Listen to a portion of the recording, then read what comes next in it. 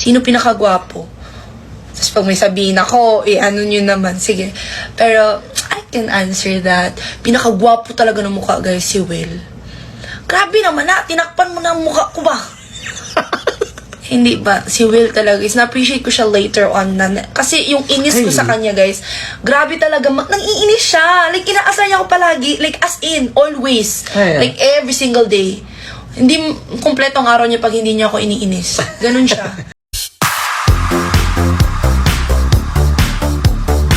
Oh my gosh, hello, everybody. I just want to say thank you again for supporting me. And of course, I want to invite you all to watch Showtime po bukas. Nandun po ako sa Showtime. Nandun ako sa Showtime. Breaking news pala. Nicole Cordoves, kasama mo. Yun guys, so nasa Showtime ako bukas. So, first time mo anong gagawin mo pag ma-meet mo si Vice Ganda? Hindi ko alam. Ano kaya gagawin ko? Mag-ano ko sa kanya? Ano kaya gagawin ko sa kanya? Pwede mo picture sa kanya? Like, hindi, kasi makita ko na yan siya sa diba? Doon naman, malayo ba siya? Sa dressing room. Kung makita ko talaga sila, syempre mag-picture ako. Bakit pambihira? mag-check ako anong mga countries sila, ay anong mga city. Na-shock talaga ako. Ganun pala atake niya sa... Guys, alam nyo, iba, ang galing kasi hindi i-expect ng mga housemates na may mga ganyang edits. Until now, hindi ako ang daming edits. Tsaka, yung mga edits, kasi nakiklip-clip nila. Tapos ano nila, na papag-isa nila. Ang galing. Sino pinakagwapo? Tapos pag may sabihin ako, ano nyo naman, sige. Pero, I can answer that. Pinakagwapo talaga ng mukha, guys, si Will. Grabe naman na, tinakpan mo na ang mukha ko ba? Hindi ba? Si Will talaga, is na-appreciate ko siya later on. Kasi yung inis ko sa kanya, guys, grabe talaga, nang-iinis siya. Like, inaasar niya ako palagi. Like, as in, always. Like, every single day. Hindi kumpletong araw niya pag hindi niya ako iniinis. Ganun siya. Like, ganun kalala si Will. Pero, pogi. Did you share yung outside, kay AZ? Hindi naman sa share. Or was it like there pagpasok ko, hindi ko ganito kasi guys, pumasok ka kasi doon, syempre, transfer ka, wala ka pang alam. Although, I know naman it's our responsibility to know the rules and regulations. It's just that I was trying so hard para mag-fit in ba. So, sa sobrang pag-fit in ko, ang topic ko na lang, ang ma-out. Okay. Pero yung kay AZ, with the pure alala talaga yun. Kasi, knowing the side of Larkin, so parang, sabi ko, kawawa si Larkin. Yun yung violation ko, kawawa si Larkin. And doon na siya na-curious kung what's going on outside. Kasi wala din siya. Natanong din siya. Wala siya. Ang dami, pinagkwentuhan talaga namin. Ilang beses namin pinagkwentuhan. Hindi mo nagagawas? Wala mo nagipa, hindi pinapalabas lahat. Kaya nga doon din ako na-shock na pwede talagang iba yung maging tingin nila sa isang scene. Kasi hindi lahat nakikita. Going back to the question, di ba hindi naman kayo galit ni AZ? Hindi naman di ba away ba mo? Di ba dili mo kung magplaka-plastic ani sa ilang ikabalong man ni sila. Ang ako kikibati ato. Di ba nag-away na mi diri sa outside world. Ay wala mi nag-away, nag-unfriend o niya. Pagbalik dito, I was trying nga i-build or rebuild. Like okay ang kasi syempre sa isang bahay lang kami, magplastikan pa kami dito. Hindi na para magka-plastikan. Pero it's just that naging topic namin si Larkin. And alam niya yun. Alam niya na topic namin. Kasi sinasabihan ko siya, Zab, baka bawal to pag-usapan. Tapos, like, pinag-uusapan talaga namin siya. Ay, ganoon? Oo. Tapos, sa dami kong punishment nun, pinagbayaran ko naman talaga siya, guys. Promise, guys, pinagbayaran ko talaga siya. Parang 8 hours ako nakatayo. 1 hour yung init, hindi? Matagal talaga yun. Pero wala man kaming time doon. Di ba you like man to be in the sunlight? I like din naman to be in the sun. Nung binigay kasi ni Kuya, ang dami ko isisika talaga sa kanila. Hindi kasi nung time na sabi ni Kuya, bawal kang lumabas sa mundo mo.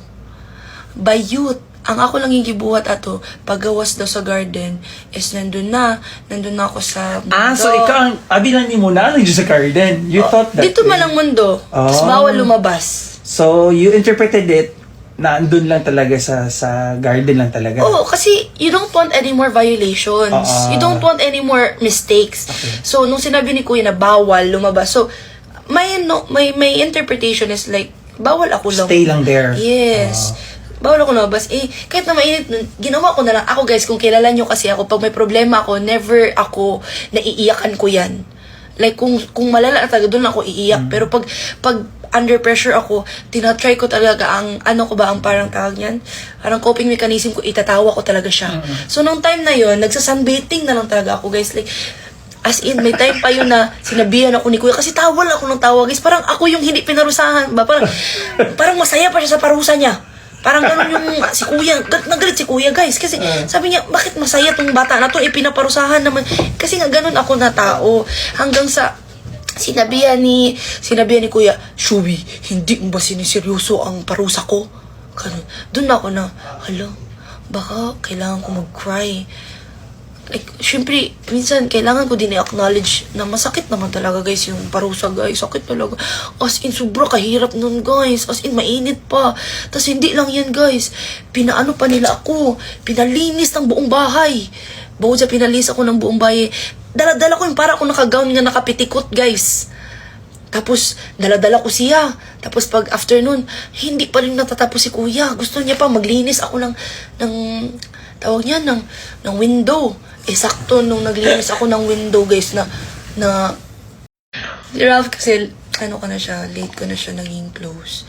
Nung sa secret room kami. No? At saka yung Appreciate ko siya sobrang. yung task niyo din, naging close kayo din. The communication was good. Like, It was so good. It was so good. It felt really good. Like, and that moment, hindi ko naramdaman yung hirap. Kasi guys, sa totoo lang, sobrang hirap nun. Sobrang hirap nun yung ngalay. I should may swear, 37,000 ka. Sa 37,000 na viewers yan or share? Viewers. Is this the biggest viewing that you have? Grabe guys. After the Oo, first time. Really? Thank you guys. Baka yung mga followers mo may inaaway doon sa Easy. Uy, huwag kayong mag-away-away kay Easy, guys. Kasi wawa man si Baby Iza ba. Ang dami kong nakikitang hate na binibigay sa online. Although, until now, even me, I'm still like bashed for some things. But we know naman na bashers are normal. Pero it's not okay. Like, it's not okay if you're not critic enough. You don't do things in a very critical way na hindi mo pinag-iisipan ba ang sasabihin mo online. I don't think it's right for us to spread hate na dahil lang sa may ginawa, ganun.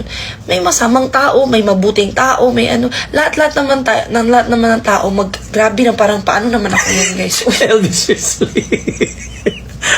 Lahat na iba't iba naman tayo. Ang importante nagpakatotoo. Yan lang yun. Grabe naman. Kung sana, Sabi niya, babalik na daw ako ng isla. Yun lang, do not spread hate. Huwag kayo masyado mag-hate. Kasi, may masasaktan dyan. Alam nyo, kahit simpleng word nyo lang, grabe, sige, gyud. Giganahan jud ka, ha?